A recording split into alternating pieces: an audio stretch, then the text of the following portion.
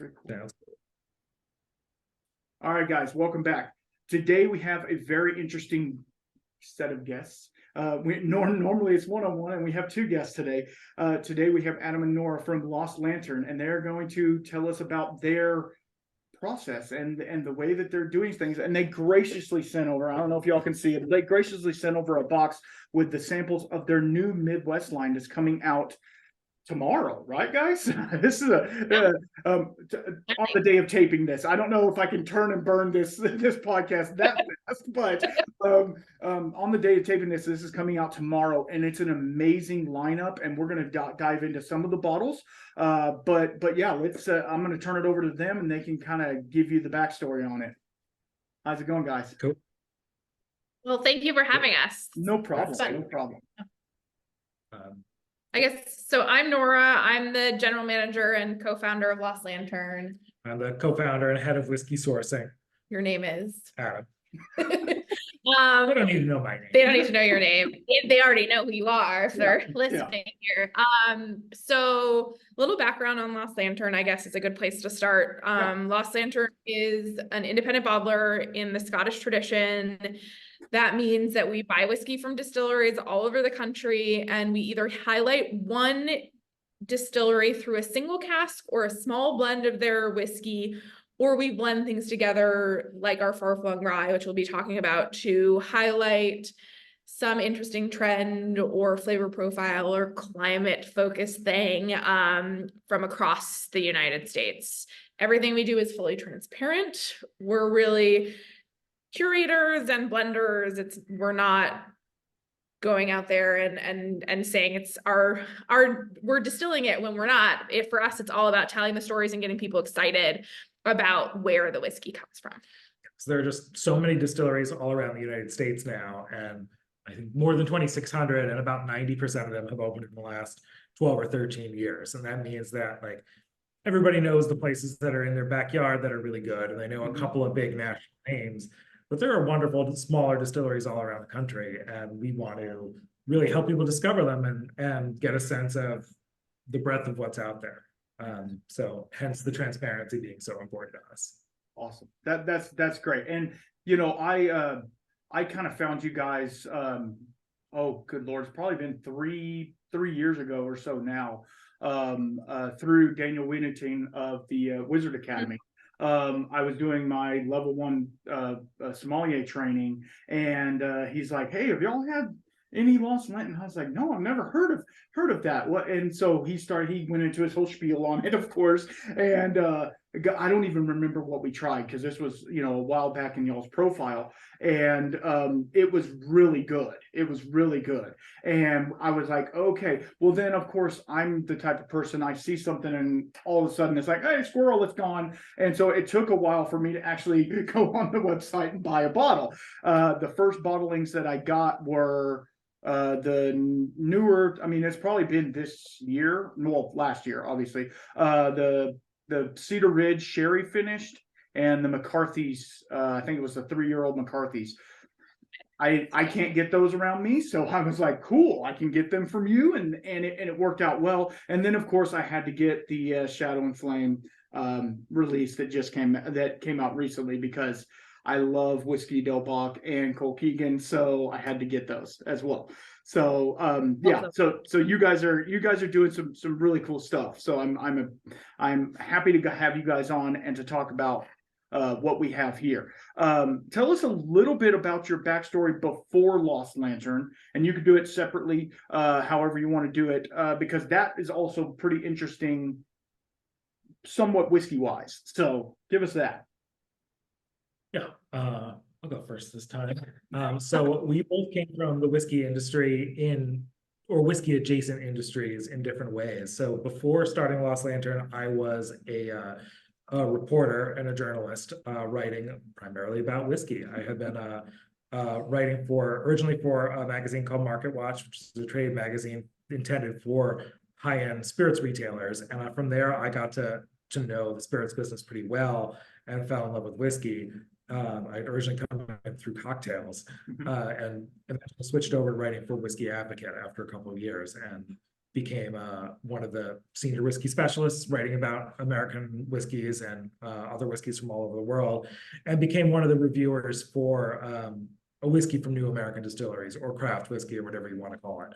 Right. Seeing really was a lot of good stuff out there that at that point, back in the, I don't know, 2017, 2018, was still really not getting that much attention, and a fair amount of skepticism from a lot of people. Right. So saw that there was lots of whiskey out there that was really, really good. And I was writing a story about independent bottlers in Scotland and how they had come to exist. And was talking with Nora and realized that this really is like a business model that needs to exist in the US. And Yeah. way to get whiskeys out there. That's awesome. I'm holding down the table because there are train tracks right behind our production space that rattles everything. So I'm trying not to get everything to rattle.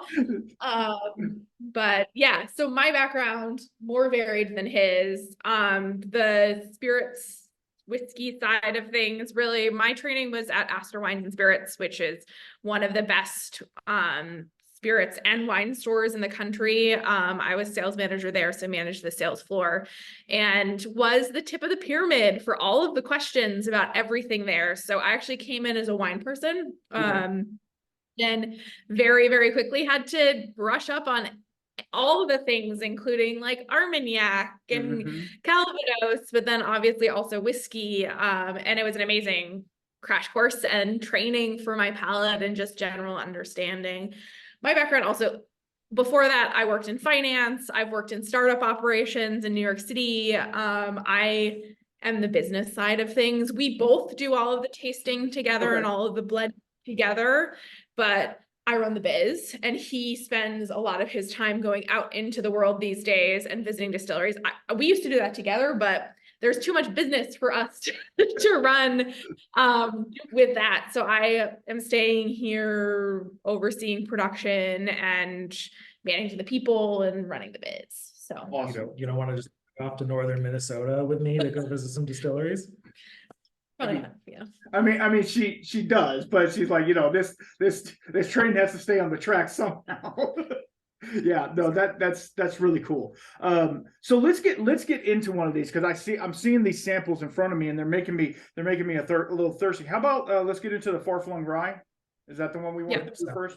All right. Yeah. So explain to me a little bit about this, and y'all can put these little labels on them and everything for me. It's pretty awesome. I use masking tape and a Sharpie when I give samples out. So I'm living high on the hog here.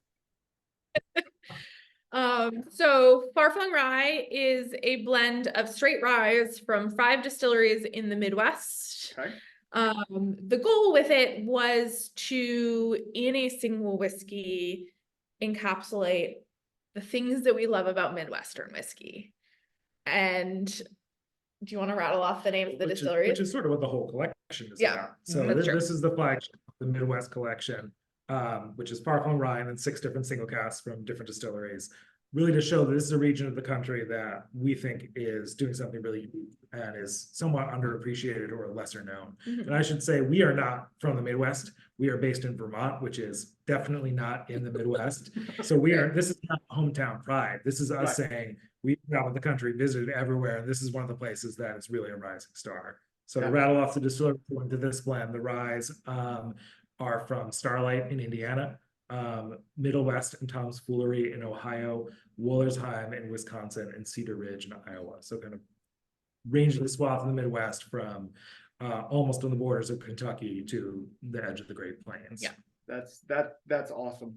It's on the nose. It smells different. I'm going to say different than a lot of the other ryes I've had. A lot of the ryes I get, and this is a weird tasting note that I always give with rye whiskey, but it's my tasting note, I guess.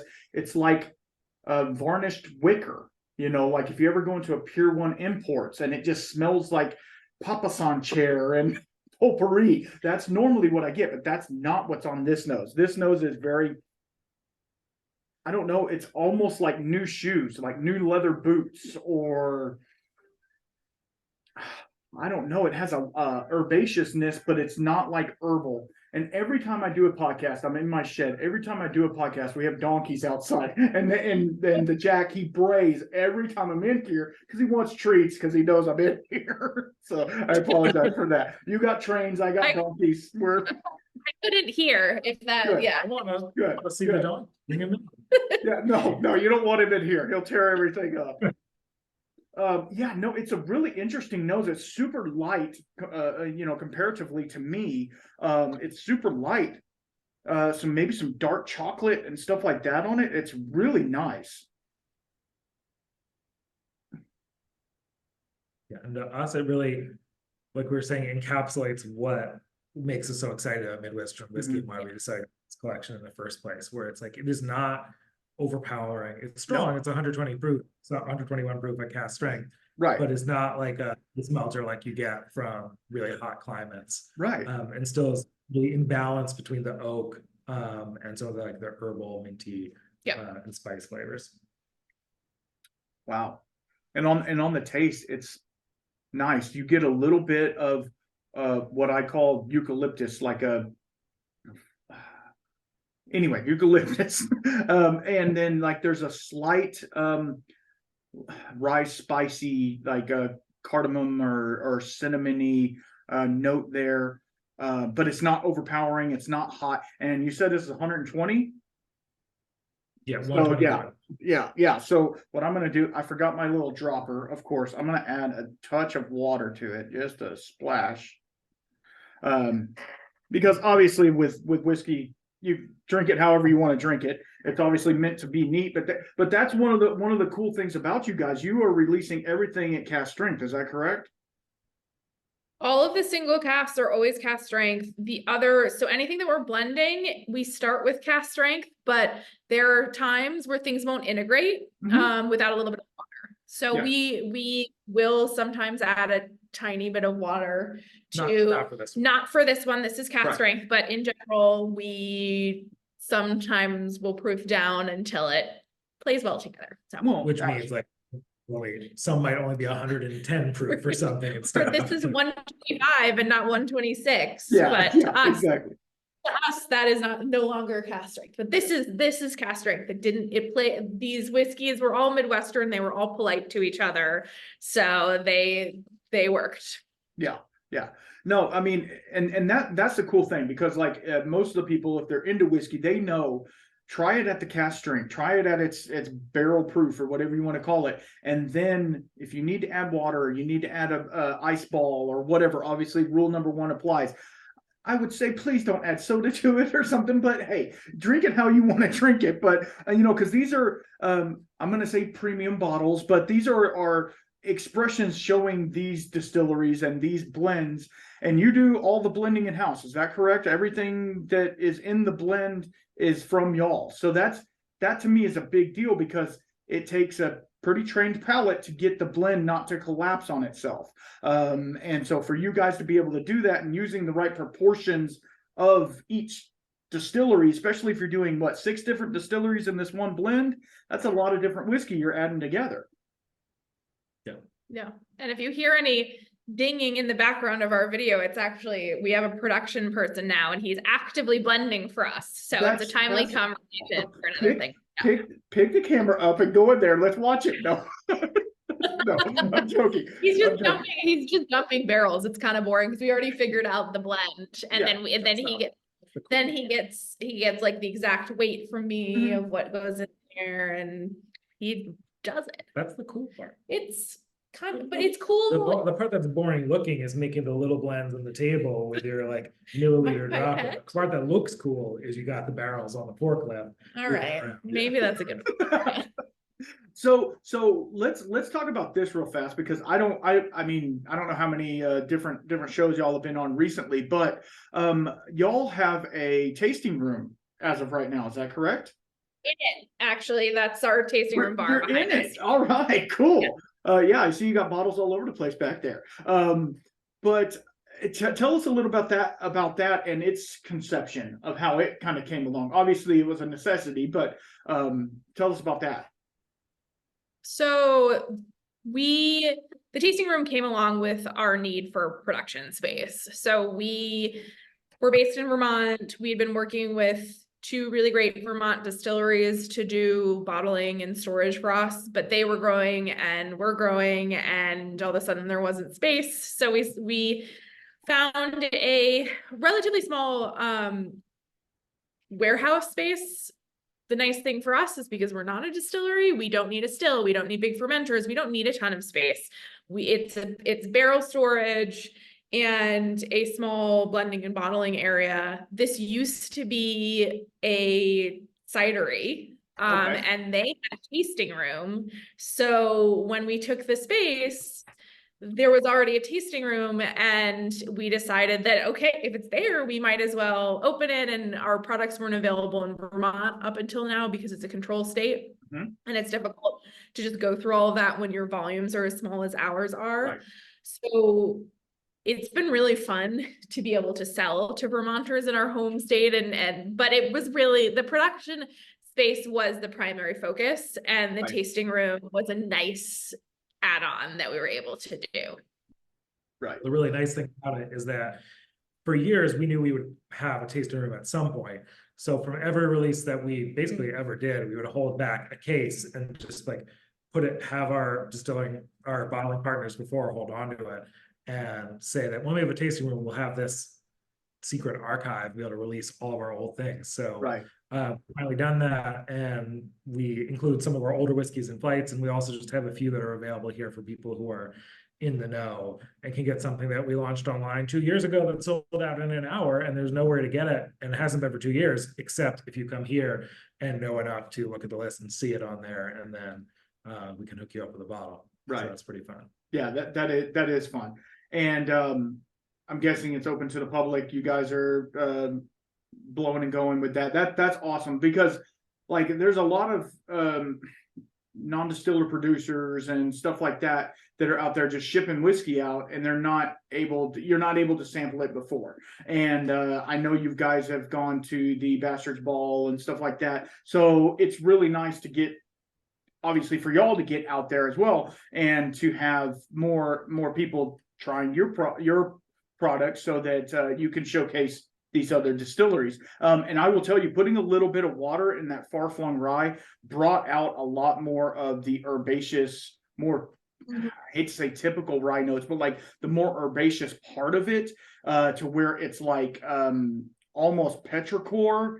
Yeah, I know. I got really bougie tasting notes. I'm sorry. It's almost petrichor, like moss, and like, it gets real dank a little bit, which I love in a rye whiskey. But yet you drink it, and it's super smooth. I'm gonna say smooth. It's super smooth on the palate, so it's like it doesn't bite you, it doesn't fight you. I can't wait to dive into that a little more. I'm just doing very small pours since it is a Tuesday, Yeah, so fair enough. Yeah, fair enough. Exactly. So let's go back. What made you choose the Lost Lantern as your name? Does it? Let's go there.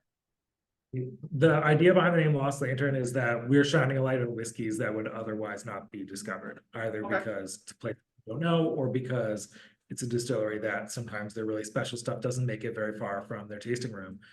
So one of the great things about our model is that we work with retail partners that can ship to around 40 states. So it is, like you said before, it's a way for people to get their hands on things that are hard to get otherwise. And if we had modeled our name on the Scottish independent bottlers, we would have ended up being called Ganley, Roper, and Polanski. And no one wants that. Imagine that So, on a label. Yeah. No, that gets a little wordy. Yeah, no, I get that. And that's the cool thing, because like y'all are going through Seelbach, is that correct?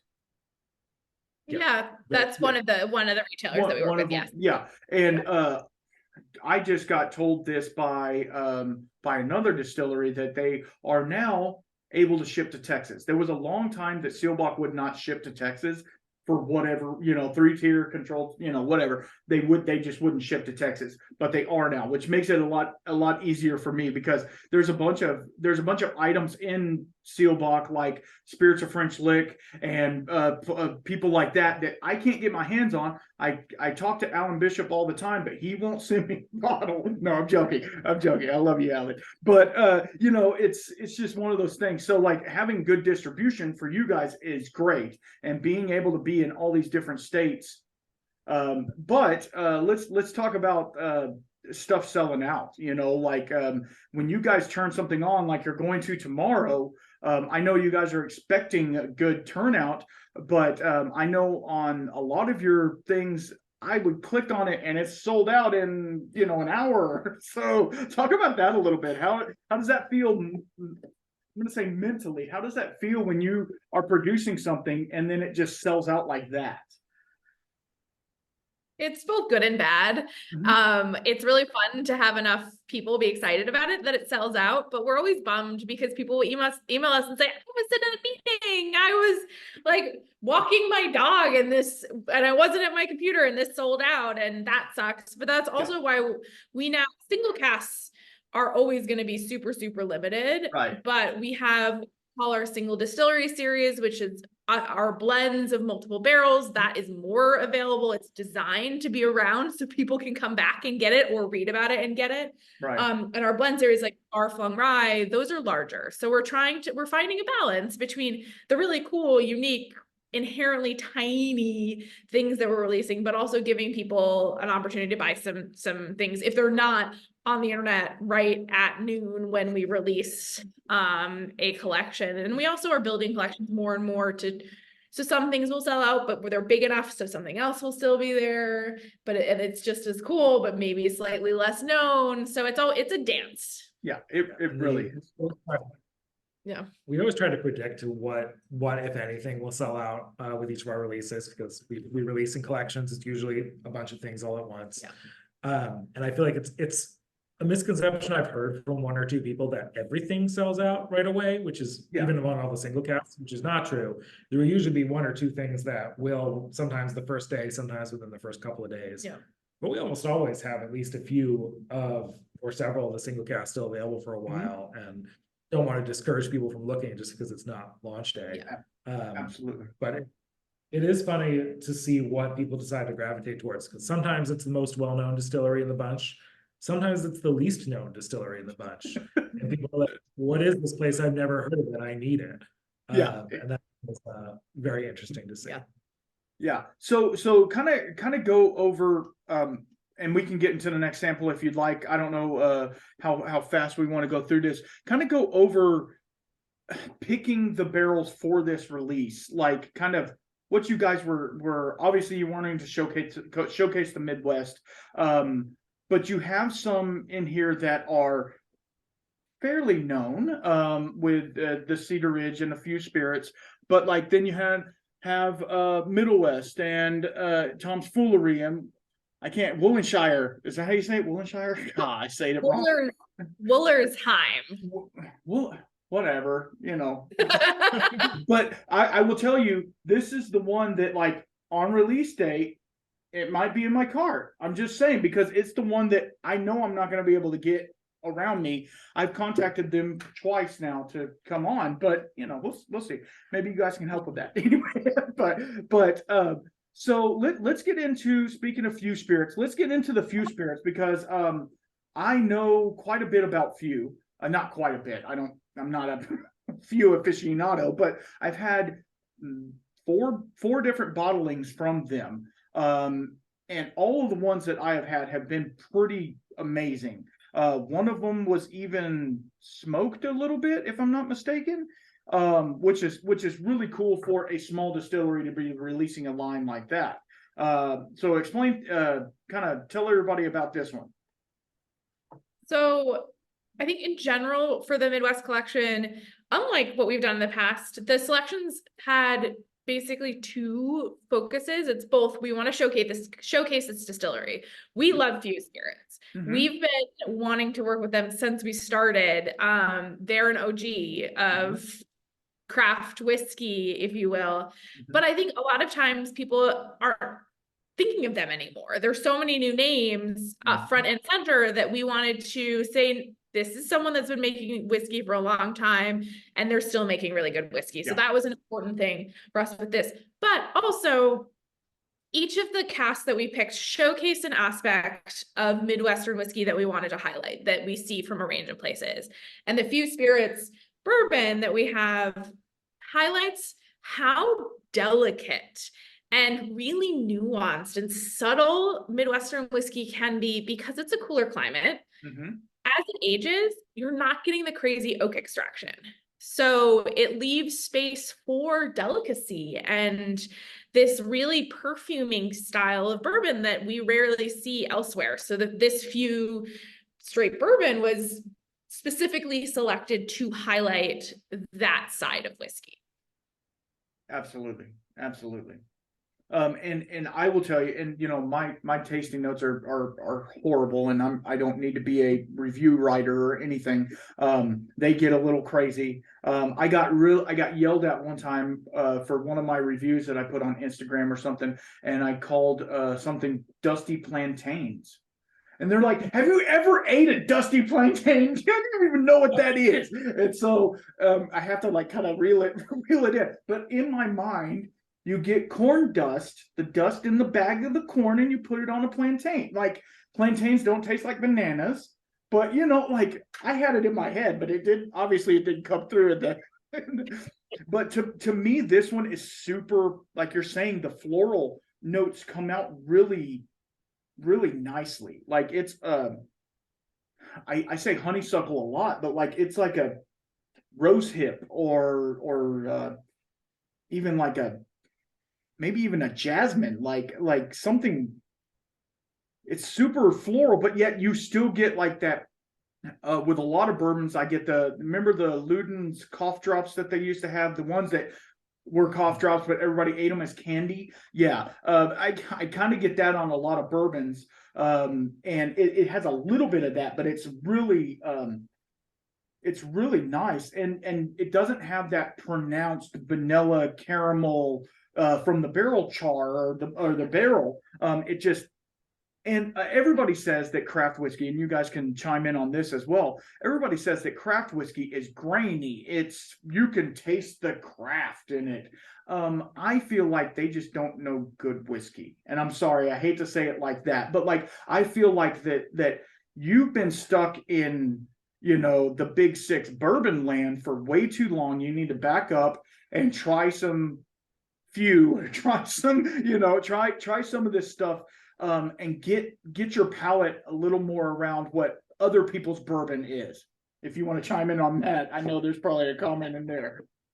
I agree with that. I think that the whiskeys that we're working with don't taste exactly like Kentucky bourbon because we wouldn't want to do them if they did, unless they're from Kentucky. Like if an Illinois bourbon tastes exactly like something from Kentucky, why would you buy that instead of the Kentucky bourbon? You want something that has a different perspective, and that means sometimes it can be a very easy transition, which I think it is in this case, and then sometimes it can be a little more challenging if you're not used to different kind of flavors. Like the Frey Ranch Nevada bourbons are very earthy and like chip forward, and they're wonderful. They're very, very different than Kentucky bourbon.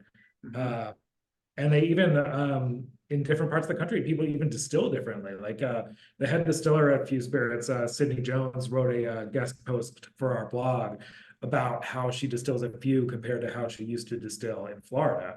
And there are pretty big differences in the production because she knows that in the Midwest, it's going to age longer. So she can do different cuts than she did in Florida, where it was only going to be a couple of years. Right. And that's what's so interesting to us about bourbon is that the climate that you're in matters all the way through production, from how you're fermenting and distilling it to how you're aging it, and results in whiskey that tastes different, but just as good in a different way.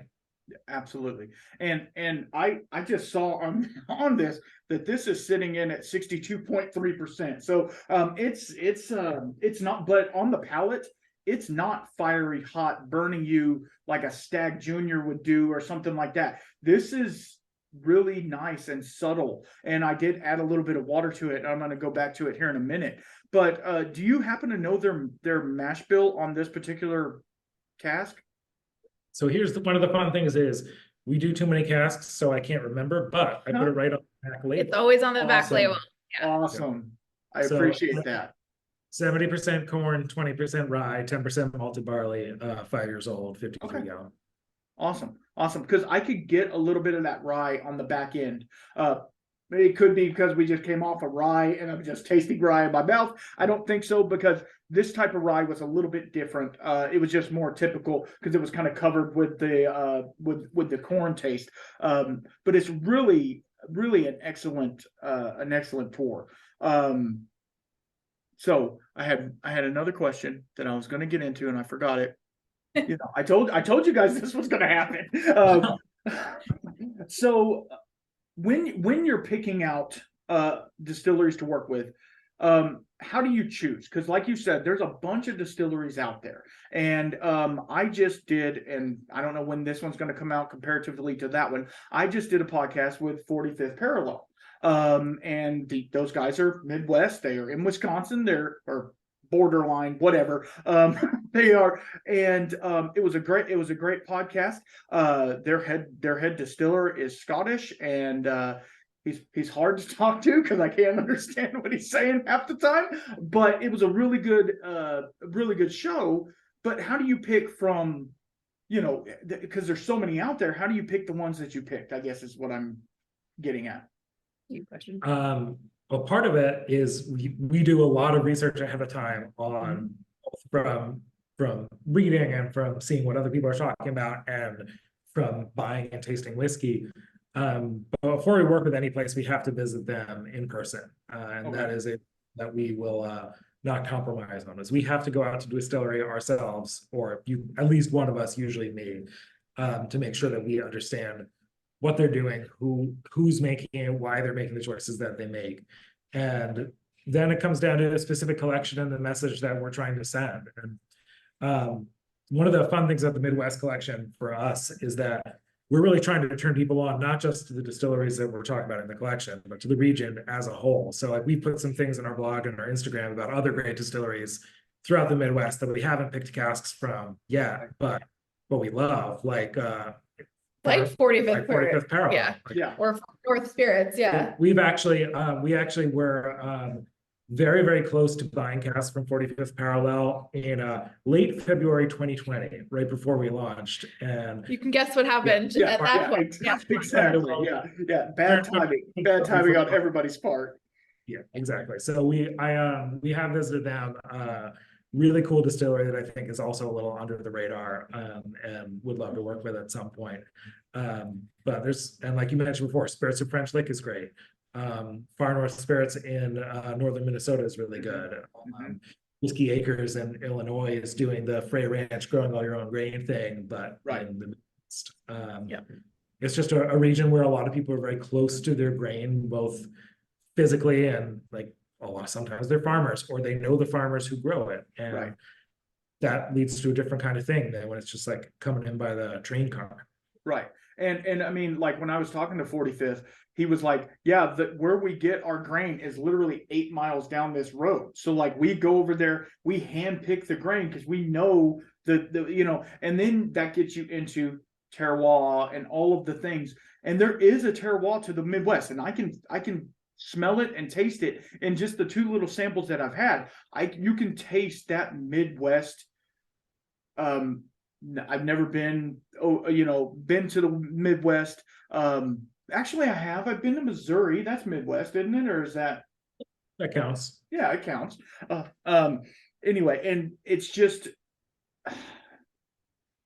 like, Dukes of Hazzard, good old boys, I guess, type vibe on it, and like it's really just subtle and nice. And you could sit back with this. I'm not a smoker, although I might look like it. No, I'm not a smoker, but like this would be great, like with a cigar, just sitting on the back porch but yet if you want to get super nerdy and deep with it, you can also do that.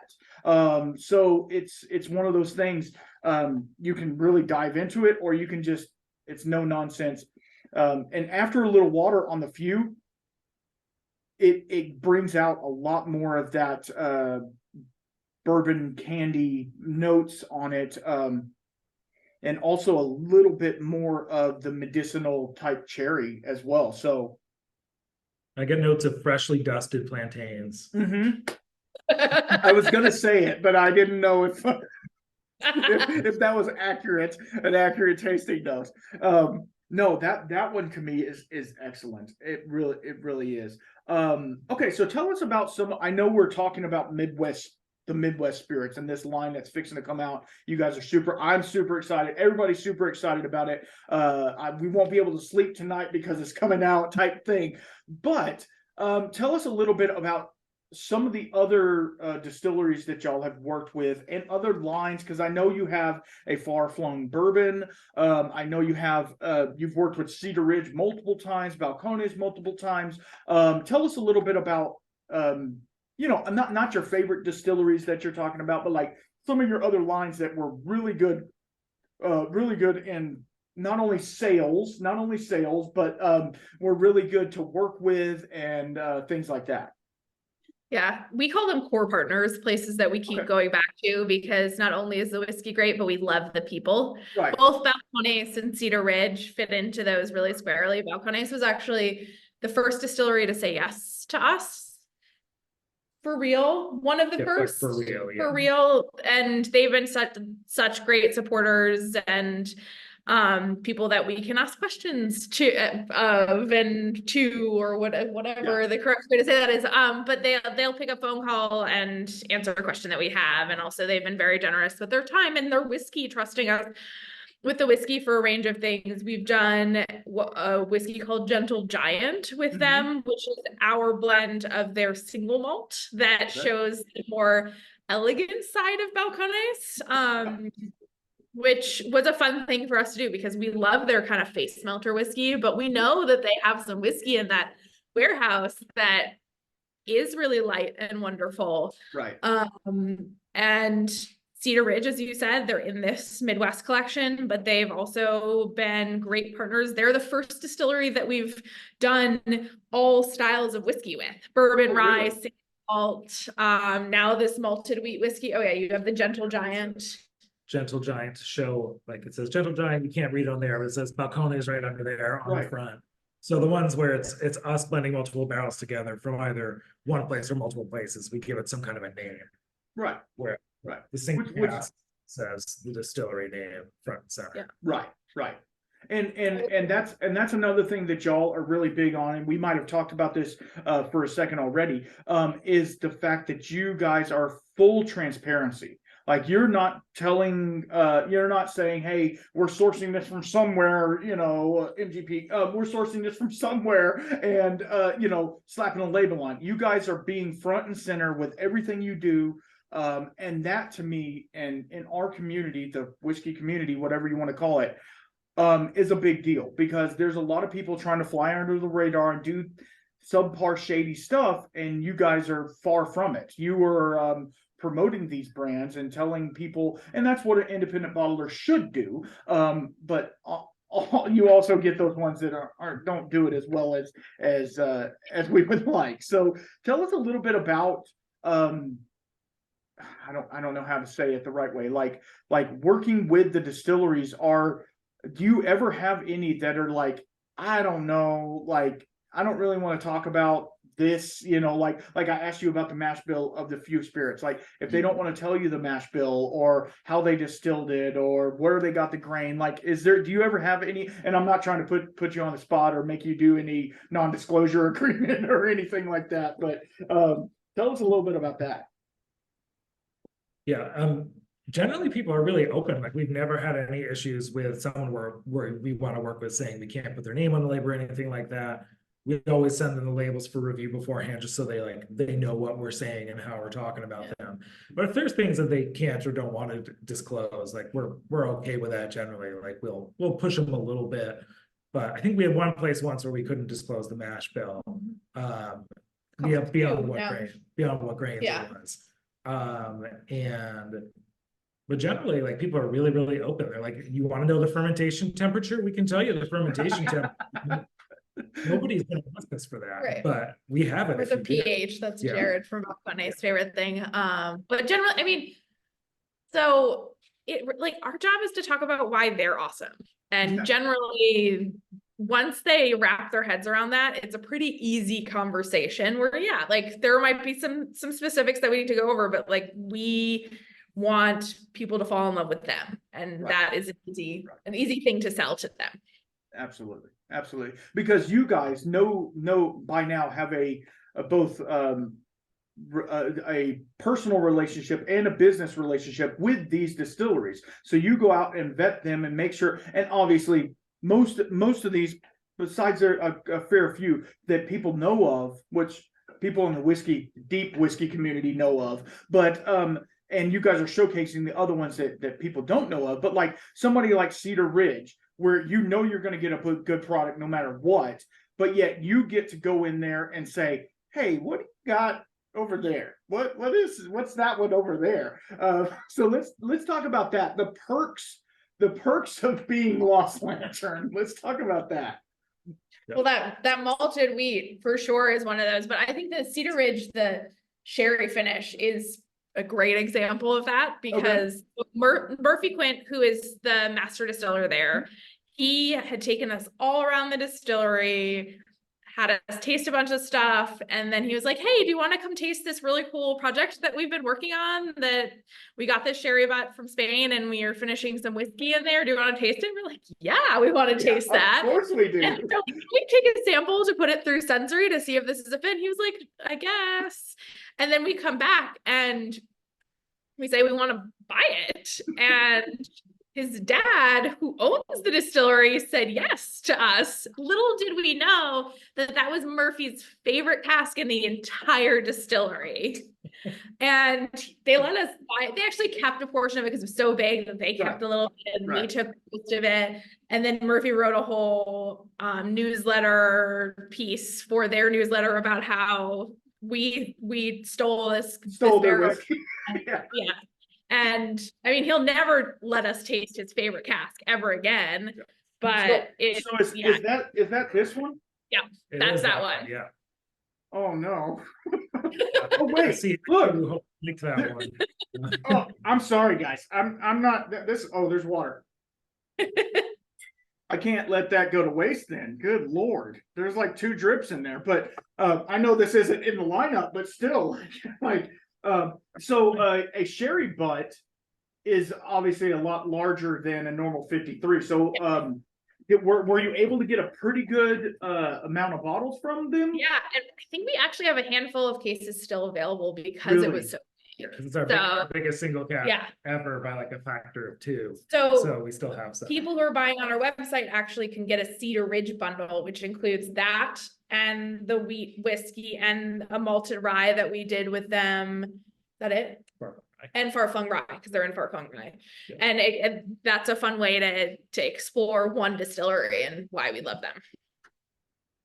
I will tell you that particular Cedar Ridge, and we can go into the other one, I promise.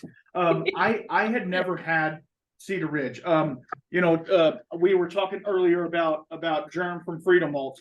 He sent me all these samples of Midwest, Cedar Ridge, the quintessential, Copper Fox, all of these distilleries. Shout out Germ, he's an amazing person. But I hadn't really heard of Cedar Ridge other than through the whiskey community, because I can't get it around me. Well, when I saw you guys had it online, I was like, hell yes, let's go, quick. And I have loved this bottle, and I will tell you, I do have a backup. So that's a good sign. That's a great thing, because the sherry on it is very pronounced, and I love a good sherried single malt.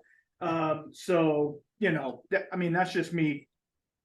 Some people don't like that sherry kind of sulfuric, I call it sulfuric, note on it, but to me it was really nice and really great. I think I even used a little bit in my Infinity barrel that's right back here, which is really cool because like it's an Infinity bottle, but like it has Charred American New Oak, so it's actually aging in at the same time. Pretty cool. That's a different thing. But let's get into this Cedar Ridge and talk about it for a minute.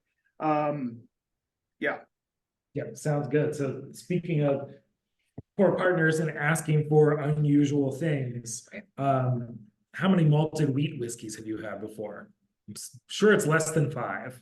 It's less than 5. It might be less than 1. I might have maybe had one.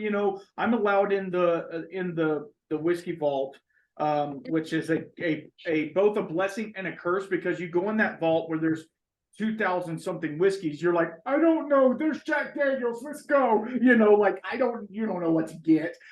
So I might have had one. I just don't. I just don't know right off the top of my head. My favorite thing to do on the 1 or 2 occasions we've gone to go to the whiskey vault is to ask for something completely normal, like some Jack Daniels No. 7 or like some mellow corn. And Yeah. Yes, absolutely, because all of the other bottles are like some weird one-off, malted wheat whiskey or something like that. So let's get into this. What made you guys pick this particular barrel? It's delicious. We love Cedar Ridge. We wanted it. Right. We wanted something in the other category for us. So we were looking for something that wasn't a classic bourbon or rye. And we actually had this barrel already in our collection. We snagged it from Cedar Ridge a little while ago, knowing that we would find some use for it. And then as we were building the Midwest collection, it was the first thing that got placed in there because it's so unique and beautiful and has a lot of the markers of a Midwest whiskey with a different profile than you see from bourbon or rye. And a lot of people know wheated bourbons, but wheat whiskeys are more unusual, especially malted wheat whiskeys. So this is 100% malted white winter wheat, which is a fun mouthful to say. Yeah, that's a lot to say. That's a lot to say. Good alliteration. Yeah, this is 123 proof, 6 years old. So second oldest in the collection for our 9-year-old Tom's Foolery. I'm just gonna let you sit with it for a second because it's a malted wheat whiskey and I don't want to influence your possible first tasting of a malted wheat. All right.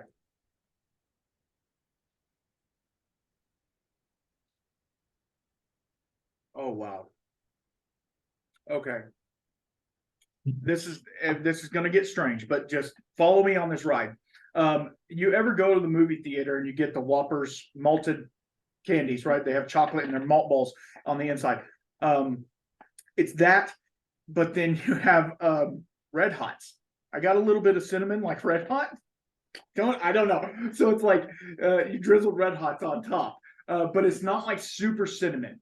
And the funny thing with wheat on my profile, which could be broken, I might have a trash palate, who knows, is I feel like a lot of times when there's wheat in the profile, I feel like it's super spicy and hot, but this one isn't. But like I'm getting that like cinnamon, like almost tip of your tongue burning sensation, which is really strange. But I'm ready to go back in because like I feel like it was a fleeting moment, but it's so nice and like on the nose, it's just like it reminds me of creamy. Like it's just a creaminess, I guess. And I know that sounds weird, but it's just super creamy. That's weird. So I've been waiting for you to say creamy because that for us is it's a Cedar Ridge signature, but it is one of the things that we see across cooler climate whiskey and specifically in the Midwest. That creaminess, like the mid-palate creaminess is something that is a signature of Midwestern whiskey. And it's something that we actually, for Far Flung Rye, we last minute called in a Cedar Ridge malted rye barrel because we could not get that creaminess in the blend. And so bringing in that barrel brought that last kind of data point that we really wanted for Far Flung Rye. And I'm going to tell you this, guys, and this is not a dig to you at all. You guys know what the hell y'all are doing. like I see it now. Just in these couple of samples, I see they are so cohesive with each other that like if you were to literally have all of them lined up together, like you could tell which one was different. Obviously, they taste different, but like they have this underlying cohesiveness, which has to be that Midwest part that you're talking about, that creaminess going through it. That, oh man, see, because this is so different than the sherry finished one. Like it's just such a different animal. But now on the second sip, it's not super red hot. It's more of that creamy, malty goodness that you get with a malt ball or something like that, or a malted shake, like maybe a chocolate malted shake.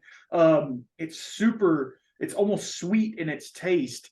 But then it just has that creaminess that just covers all of it. That's an amazing pour. That's an amazing pour. Shit. I wanted only one bottle. Now I'm like, I need the whole lineup. What is going on? Anyway. Yeah. Well, that's how we felt about it too, where it's like, it's a malted wheat whiskey. Nobody knows what to expect from that, but Yeah. like, it's really always like why we like at the tasting room, people being able to taste things. And this is something that we'll bring to festivals for a while, because I want people to trust us, but especially for something like a malted wheat whiskey, like you're going to have to taste it to really get it. Absolutely. We've only done one other malted wheat whiskey, and it was from a distillery called Brooklyn in New York. And that was a whiskey that went from kind of slow sales wise until we watched as people bought their bottles and tasted it, and then it was gone.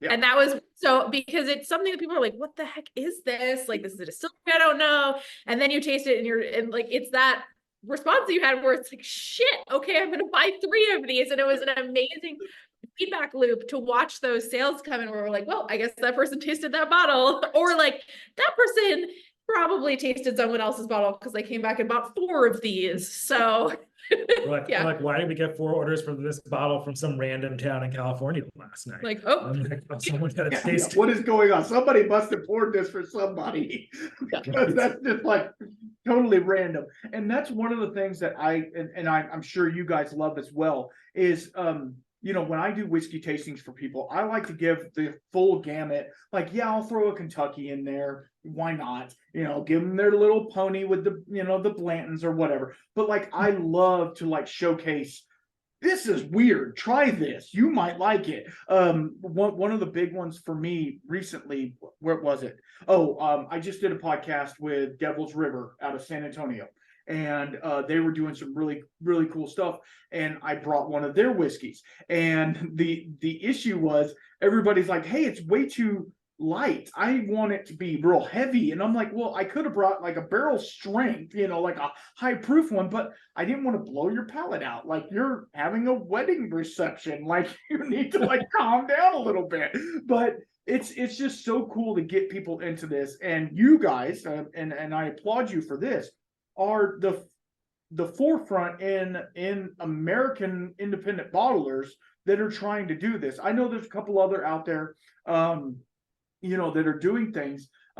This, to me, this needs to be in everybody's glass. Like, seriously, like, it is such a, and not just this one, any of the ones we've tried need to be in your glass, because it's different. But it's like, if you're a regular, just a whiskey drinker, you buy the same bottle, you buy Wild Turkey every week, you're not going to get this. You're not going to get it. But if you are a whiskey nerd, like I hope that we all are, if you're a whiskey nerd, this is for you. So you said you had sample packs. Yeah. You said you had sample packs, and so you're like showcasing Cedar Ridge, for instance. What other type of packs do you have? Like, does it show, like, obviously you have a full Midwest pack. What are some of the other packs that you guys have? Yeah, so the bundles on our website, which are full-size bottles, they're not minis, just to clarify. So we have a Cedar Ridge bundle. We have, yes, a whole Midwest collection bundle. We have Midwest bourbons. Yeah. So the trio of bourbons, and then we have Midwest ryes. Which is the 3, the far-flung rye, the 2 single casks, and then a sneaky Cedar Ridge malted rye that we put in there because it's a nice accompaniment to it. We have a far-flung bundle. Far-flung bundle, which is far-flung rye and far-flung bourbon. Okay. Those all give a very slight discount, but it's an easy way to snag all of the styles of whiskey that you're looking for. Absolutely. Yeah. Absolutely. I will say, adding a little water to that Cedar Ridge, it opened up a lot more of the, I guess, the maltiness, but like it gave it almost a like a you ever go to the convenience store and you're let's say hungover and you get you a French vanilla cappuccino. It almost gave that little French vanilla cappuccino vibe, but like the cheesy one from which I'm not saying Cedar Ridge is cheesy. That's not what I'm saying. I'm just saying that super bright vanilla forward taste, which I really enjoyed, and I can't wait to sit down with this later on, not tonight, but later on, and do a full review. And all the reviews I do I put them on my Instagram and stuff, and I try to tag y'all and everything that I do because you guys are doing some amazing stuff. Let's talk real fast about the previous release y'all had, the Shadow and Flame. Let's talk about that, because I really love a good peated whiskey. Talk to us a little bit about that, because I've only opened the Flame because I love Del Bach and Colkegan, and mixing those two together, why not? So tell us where that kind of came from. I know we're talking about Midwest, but No, it's fine. Yeah, those came out in our winter collection in very late November, like right after Thanksgiving, with a group of 4 whiskeys designed for winter drinking. And Flame and Shadow are a pair of smoked American blended malts, so blends of American single malt. And Flame, as you said, is mesquite smoked, and Shadow is peated. And we believe that they're the first blends of mesquited and peated American single malts that have been released so far. Obviously, there are a million D blends of peated single malt from Scotland, and even more peated single malts. A million D, it's an official. And we really wanted to showcase 2 different sides of American smoke: the innovative side with mesquite, and the traditional side with peat, where it's the American spin on the most traditional style of whiskey that there is. Right. So yeah, and those blends are something that we wanted to do from the very start of Lost Lantern. Because there's such a wonderful tradition of smoked blended malts in Scotland that we both love to drink. And so we've been talking about when we'll be able to source enough whiskey that we can build those. And those came just from our stock that we had been buying over the last couple of years. With this a little bit in mind, but also generally things that we wanted to have on hand for the range of projects that we do. Awesome. So, okay, let's talk about stock, and let's talk about your guys' facility, because I know right off camera is your bottling right now. Looking this way, it's because Ryan's making a note. It's not, you're not gonna be able to see it because we have glass here and it's fine. Tell us a little bit about that, and because to me, I want to geek out on Rick House and all of the things. Obviously, you don't have like a Rick House, or maybe you do. But like kind of go into that, because I know when you talked to Germ earlier, you said that you don't use, like in the Far Flung Rye, you didn't use 100% of the barrels that were in the blend, obviously, because there's some that are really prominent in their flavor, and you might not want that in your blend, which is difficult as a blender. I'm not a professional blender, but I blend at home with my wares, and it's difficult because you got to find the right ratio of, man, I only needed like 2 mils of this to totally overpower the entire thing. So kind of go through the warehouse, because I don't know if other people talk about that, but that's what interests my group. So kind of go over that. Yeah, so from a barrel storage perspective, we have a whole range, because some people store them upright, some people store them on their sides, and so we have both setups. It's a relatively small space.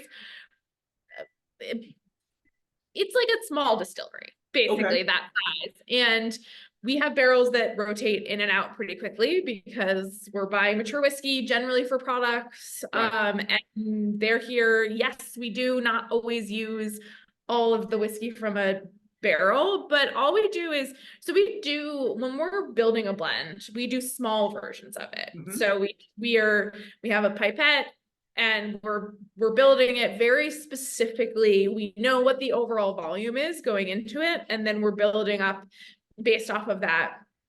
And we sometimes take a long time to do that. Far Flung Rye took us about 3 months to blend. Because we do flights, and then we let them sit, and we taste them, and then we do them again, and we let them sit. And we will not release something that isn't good enough. So it takes us a while. And then when it comes to actual blending, I mean, we just have like a big tote that you see everyone has, and we blend based off of weight. So we factor in after we finalize the blend. For anything where we're not using the whole cask, we just figure out the weight of the whiskey that we'll need when it goes in there. And then we separately figure out exactly how much goes in, and then we pour it in. And after a couple of days, you taste it again, and then sometimes you tweak it a little bit. And the nice thing about not using all of some of the barrels is you're like, well, this doesn't quite taste quite like the tabletop blend we made. So let's add a couple more gallons of XYZ into this. Right. Yep. And we'll tweak it already. Right. And then the extra you have left over, let's say you have a quarter of a barrel or a half a barrel of whatever, you just save that for the next blend that you want to make. And maybe you want to add a little bit of and next thing you know, you're going to do a far-flung, which is going to be the entire United States. You're going to have East Coast to West Coast, everything blended together. That's what I would like to see. And if y'all have time, I'd like to get into one more, because I know that we've kind of dipped in here and there, but I played it safe. I feel like I played it safe with the Few and the Cedar Ridge. The Far Flung Rye obviously is a staple, and you guys are trying to. Should we get into the Middle West or the Wool and Shine, or whatever you call it? Or you want to do the Middle West because we haven't done it? I've done the Middle West. Okay, let's do Middle West then. I vote for that. All right. Middle West. And I appreciate you guys for sending over this, and thank you to Paula. She's an amazing person, and she's my contact. This one to me, obviously, we're going back to rye. So kind of give us the background on this one. You're better at telling the story than I am. So Middle West is a distillery in Columbus, Ohio, focused on making whiskeys that reflect the Ohio River Valley. And I think the signature for their rye is that they use the same kind of rye that is used for pumpernickel bread. So it is not the same rye that you would normally use to make whiskey. It's called dark pumpernickel, and that means that it's bigger rye berries. When you think of the rye, then and that leads to more flavor. And I think like a little bit of like a roasty, toasty note to it. Absolutely. The fun thing about them is, they've been around since 2008 and have always been a decent size, but they just recently completed an expansion, and they're now one of the larger independent distilleries in the country outside of like Kentucky and Tennessee and places like that.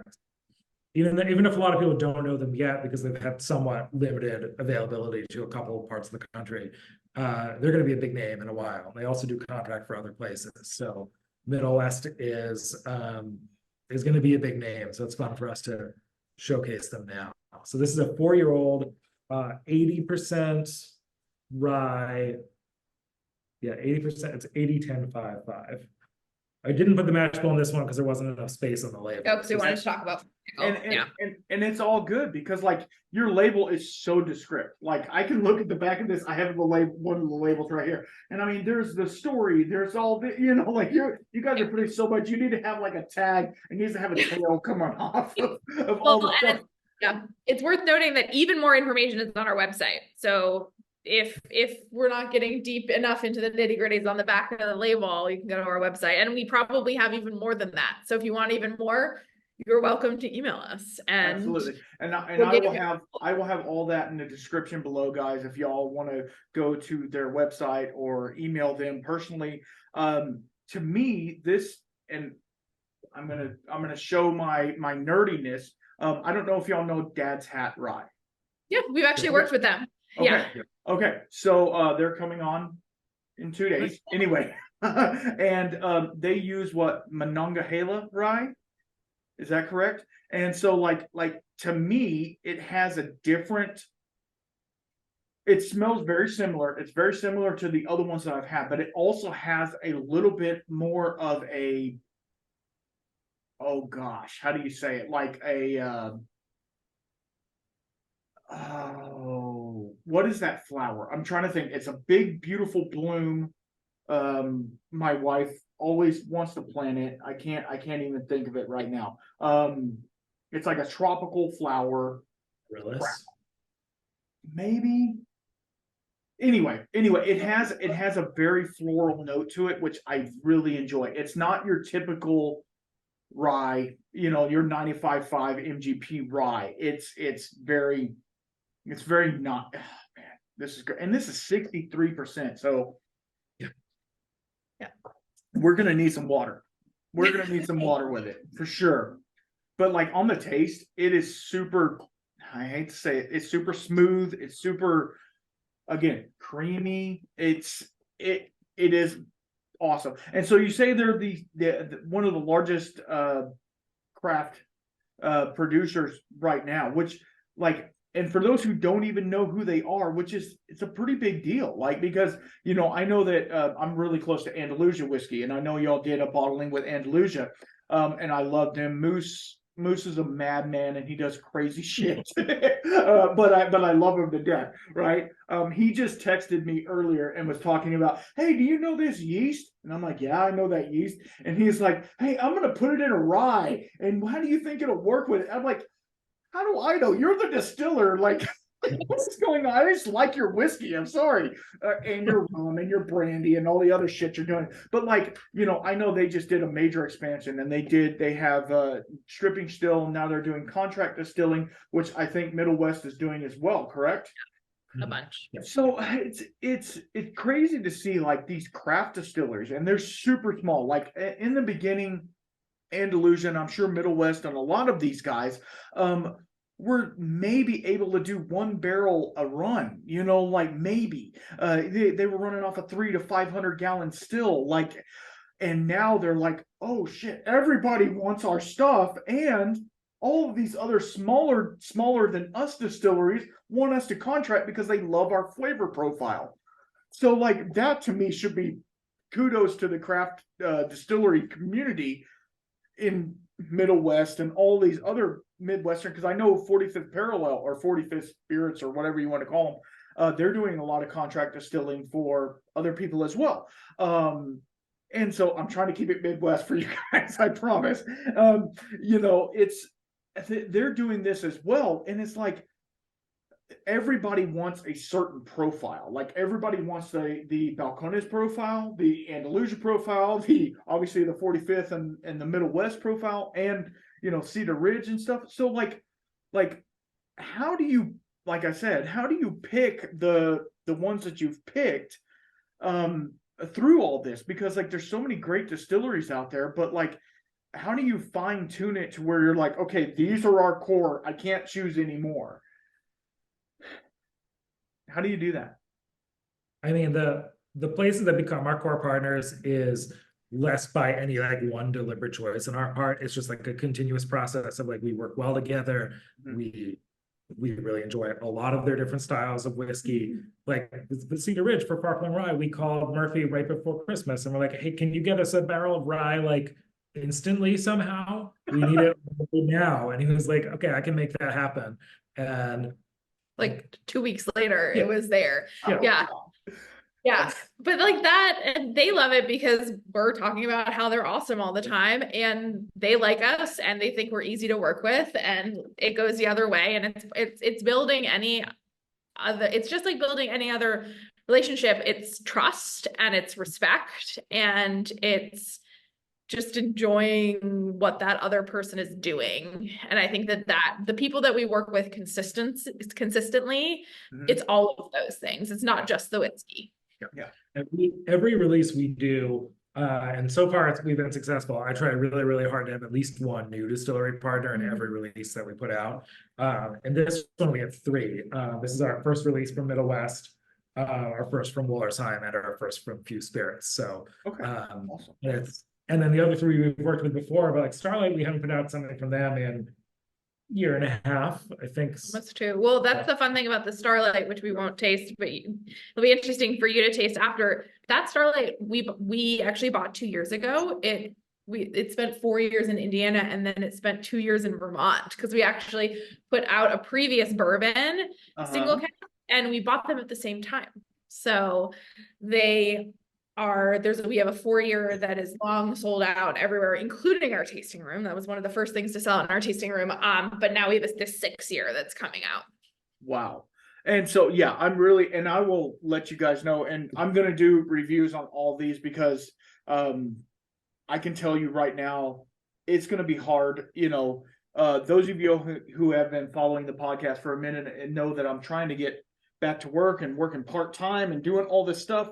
And I'm like, it's hard for me to justify buying every bottle that y'all have. Like, it's kicking my ass right now because I'm like, oh, I really liked a few. Oh no, I like the Far Flung. Oh no, I like the Cedar Ridge. And now I'm like, shit, they're all going to be amazing. So that's one of the things that I want to let you guys know, and all of you, and this is more kudos to you, of course, but like, they're not just producing and I mean, obviously everybody's in the market to make money, and I'm not throwing shade on that, but these guys aren't just slapping a label on some crappy whiskey and saying buy ours for a premium price. They are saying this is freaking amazing, you need to try it, and you're never gonna have Middle West. I'm sorry. You might have one of their contract distills, but you're never gonna. And then this blend that they're doing, you might not ever be able to try that again. And so what I'm going to do, and if you guys are okay with it, I'm going to give away a whatever sample I have left to a listener, a watcher, because this will go on YouTube and the podcast platforms of one of these. I'm going to pick which one I prefer the most. And I know that's saying a lot. The one I prefer the most out of all of them, and I'm going to dip into all of them, I prefer the most, and whatever's left over, you guys are going to get. It could only be a 1 ounce sample by the time we're done, but at the same time, I want you guys out there to try this, because I really feel that Lost Lantern is onto something with this whole Midwest thing. They've worked a lot with a lot of Texas whiskeys, which I'm really, really happy with, because I mean, being a Texas boy, I want to support Texas, but this Midwest shit is it's really awesome. It's really awesome. And now I'm kind of contemplating life if I need to move to the Midwest. I don't. It's too cold. I can't do it. Ever since I've gone through chemo and all this stuff, like, I get cold super easy, and like right now it's probably 75 outside, and I'm like I might need a jacket. So we'll see what happens there. But okay, anything else that we need to talk about before we sign off? I really appreciate you guys for coming on and taking the time to hear me ramble on.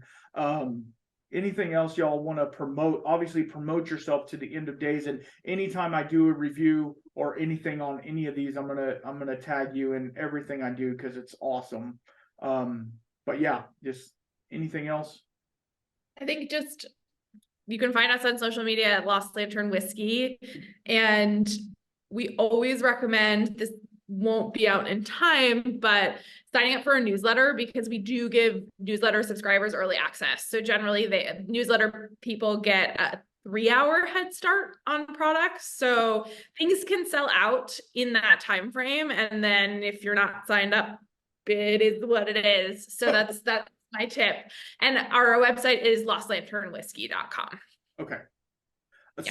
So one of the things I'm gonna do, and if y'all are okay with this, since this probably won't be out in time, I am actually going to do like a cheeky sneaker post tonight and be like, hey guys, get on there, go do a thing. We did a thing, go get on there so that they can get because I don't know if I can turn a bird this one that fast. But there was something else I was going to ask you. Crap, I forgot. Damn it. Anyway, so and I will have the website and everything in the description below for y'all to go to. And I appreciate all the time. Damn it! It was something very critical to what I was talking about. It's gone. I'm sorry, guys. You're just gonna have to deal with it. But there, and also these other samples that you sent, the Tom's Foolery, the Starlight, I can't say the other one. The Fuller's Time, yeah. What? Anyway, Well, I'm Polish. I'm not whatever that is. Anyway, um, anyway, I am going to go through these and do a full review on all of them. It'll be on my Instagram and all the things, which I just got back, guys. So yeah, thank you for that. You know, Instagram and social media is really difficult if you guys don't already know that. And trying to be in all of that, they ding you for one thing, and next thing you lose all of your contacts, and you know, it's difficult. But I appreciate you guys for being on here, and yeah, I stick on real fast. I want to talk to you guys, but yeah. Anyway, until